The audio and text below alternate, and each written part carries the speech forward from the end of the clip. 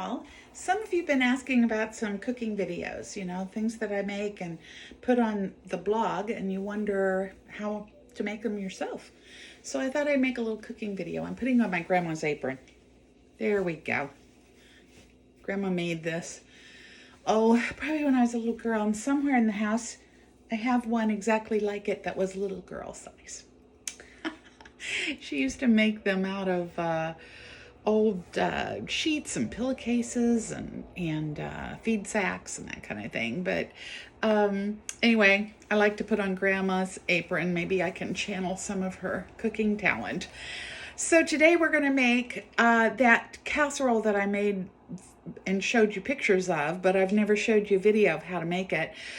It's that deconstructed cabbage rolls. So my friend Gail calls them Cabbage Roll Casserole. And so it's simple and easy to make. And Mr. Fix-It is hungry for them today, and he'll be home here in just a little bit. He's been down to town getting the oil changed and the tires rotated on my truck. Very nice of him to do that for me, and I didn't have to go. And I stayed here and worked on the living room. So, we'll get that done one of these days. I'll be right back with you in a minute and show you what I'm doing. The first thing I'm going to do is fry up this fresh ground turkey. This is 93% lean, 7% fat. I just get this at the big box store.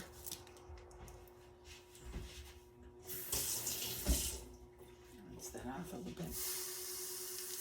Oops, I need to put a little oil in this. I like to use I have a spray bottle, oil spray, and you can just spray a little bit or a lot, whatever it is you want, and then you don't end up having really greasy stuff. And it's better than the non-stick stuff that comes in the can, because that stuff has all kinds of preservatives and things in it. I have I have so many handy tools. My dear friend Sue, hopefully you can hear this over the frying. My dear friend Sue, my son-in-law's mom, when I was cooking in her kitchen this summer, I asked her, for something. It might have been this. Where's your meat chopper? For the skillet. I was frying up meat for, chili or something. And she just looked at me and laughed, and she says, Ginny, I'm not like you. I have a paring knife and a spatula and, a big knife for cutting big stuff. And that's what I have, and that's what I use. I don't have all the specialty things like you do. So that's fine. It'll work. It doesn't matter if you have specialty things or not. I'm going to turn this up a little bit so we can get this going. As far as seasonings go, I keep my seasonings over here in this basket so that they're all handy. The first thing, of course, I'm going to use is garlic powder, and I'm just going to sprinkle on a good portion of that. And I think I'll add some oregano, because I like this to have kind of an Italian seasonings feel to it. So I'll put on some oregano, good oregano. And I like a little bit of heat. So let's do this. My daughter Julie turned me on to this. This is tahine.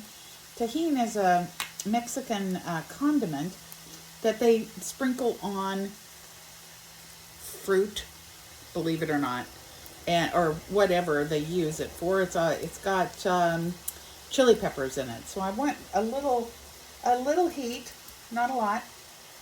So I'm going to sprinkle some tahine on here. And then I'll use fresh ground pepper. A few turns of that. This grinder grinds really coarse, so it doesn't take a whole lot of that. And then I use Mediterranean sea salt crystals, and I grind some salt in there. I gotta go easy, When we get older, we don't need a whole lot of salt. I looked in the refrigerator. I'm all about cooking with what I have. I looked in the refrigerator and I didn't have any onions. So this is a box of dehydrated onions that I purchased a while back at the, I don't know, Sam's Club, I think. That's the only big bulk store we have. We don't have Costco, so Sam's it was. And then I'll sprinkle some of that in here.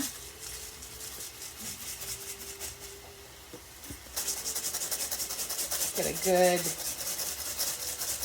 dollop in there. All right. And let's get that stirred up. I'm going to turn that up just a little bit more. So it's not going to take long for this to get done. You just want it done. You don't want to cook it too long, because then you end up with it, you don't want your garlic and your spices to taste burnt. So you just get it up enough, because we're going to go ahead and cook this again later when I get the cabbage done.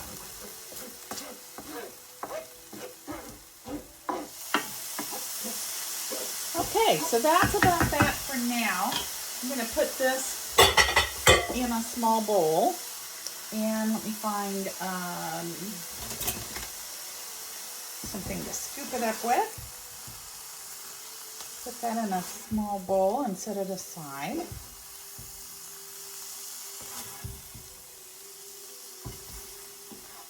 And while I'll turn this off and come back to you in a minute when I have this all done, and we'll chop the cabbage.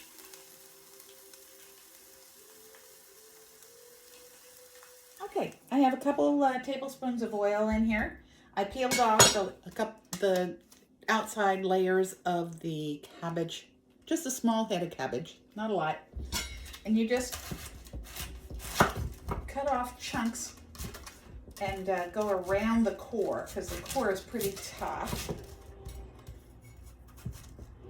When I was growing up, Grandma always loved to take the core and put salt on it and eat it raw. Nothing ever went wasted in Grandma's house.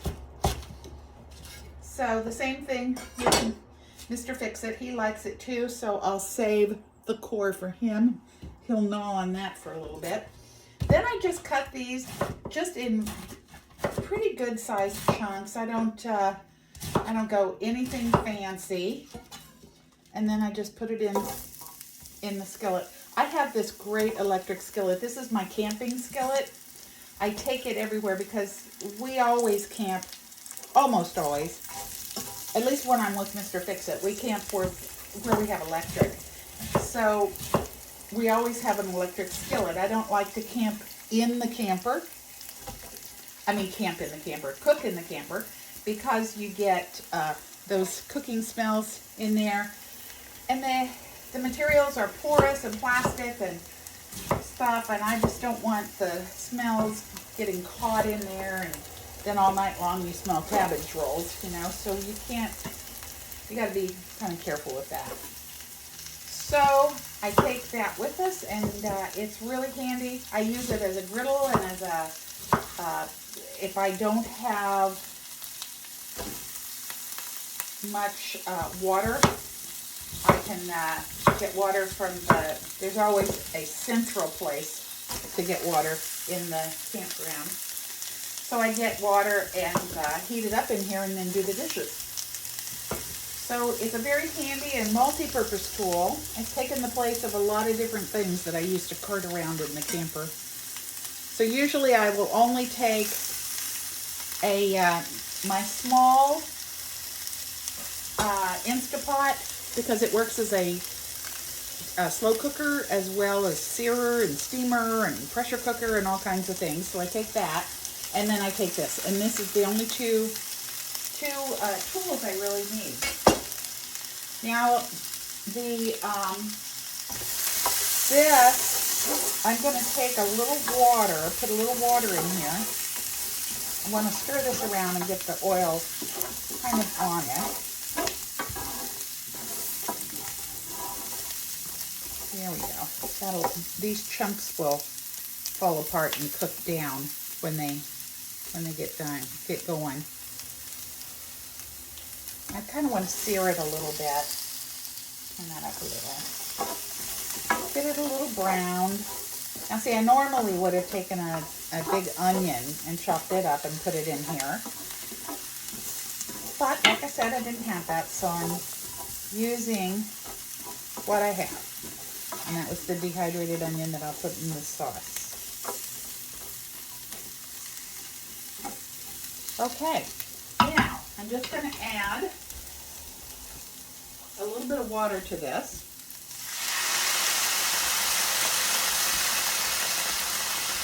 And pop the lid on it. We're going to let that steam and simmer for a little bit and cook that cabbage down till it's soft. And then I'll be back with you and we'll put it all together. Okay, we're back. As you can see, I've kind of caramelized this. Gives it a little more flavor, a little depth. I don't want it to burn. I just want it to, kind of the sugars in it to cook down and just give it a lot of flavor. I have turned the heat down now so it'll simmer. And now I'm going to put the rest of the ingredients in. I'll put the ground turkey, the seasoned ground turkey back in. And I'm going to use a can of fire roasted diced tomatoes. I like to have a little chunk to it, not just sauce. And let's see if I'm going to get this open without too much trouble. Yeah, this is just a jar of Italian sausage and garlic spaghetti sauce. So I'm going to pour that over it.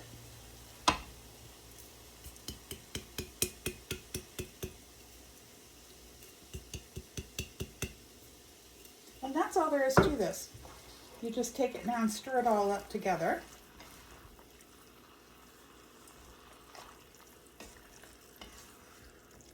You can see it makes enough for a crowd. We like to eat it. It's even better, you know, warmed up, just like spaghetti. It's always spaghetti sauce and chili and those kind of things. When the flavors have had time to marry in the refrigerator overnight or a day or two. Oh, it just makes it so much richer and pretty. Okay, so there's this. Now what I'm going to do is this. Now the cabbage needs to finish cooking, but I want to cook it in the sauce, and I don't want it to stick or burn, and I don't want to waste any of the sauce that's in the jar. So I'm going to put a little water in there, shake it up, and pour that in. I can do some more.